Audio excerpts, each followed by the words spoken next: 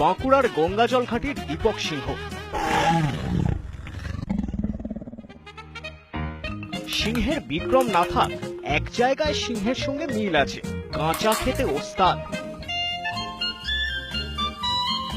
তা তাঁর কাঁচা খাওয়ার নমুনা দেখালেন ইটিভি নিউজ বাংলাকে।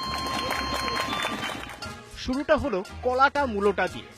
এও না হয় হলো, এবার আমিষে আসা যাক। কাঁচা কাঁচা মাছ আর কাঁচা মাংস, এও কিছুই নয়।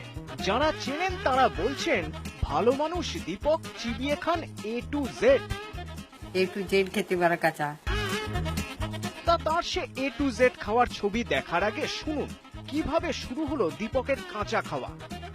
বারণ করতো, কিন্তু তাও খাচ্ছি, খেতাম। দেখতাম যে হ্যাঁ, চাল গম খেয়ে হজম হয়ে যাচ্ছে। হজম হয়ে যাওয়ার পর দেখি আরো কিছু শক্ত জিনিস কিছু খায়, তখন মাটির খোলা খেতে ভালো লাগতো। কথায় বলে ছাগলে কি না খায়, দীপক বোধহয় ছাগলকেও হার মানাতে পারেন। নারকোলের মালা, পেন, চিনে মাটির কাপ, এক কামড়ের সাবান। এখানেও যদি থামতেন তাও নয় হতো, কিন্তু স্বপ্ন যে আস্ত একটা গাছ চিবিয়ে খাওয়া। গাছ খেয়ে গিনেস বুক অফ রেকর্ডস এর নাম তুলতে চান দীপক। আগামী দিনে আমার একটা আগেও বলেছি, এখনো বলছি, একটা গাছকে খাবো।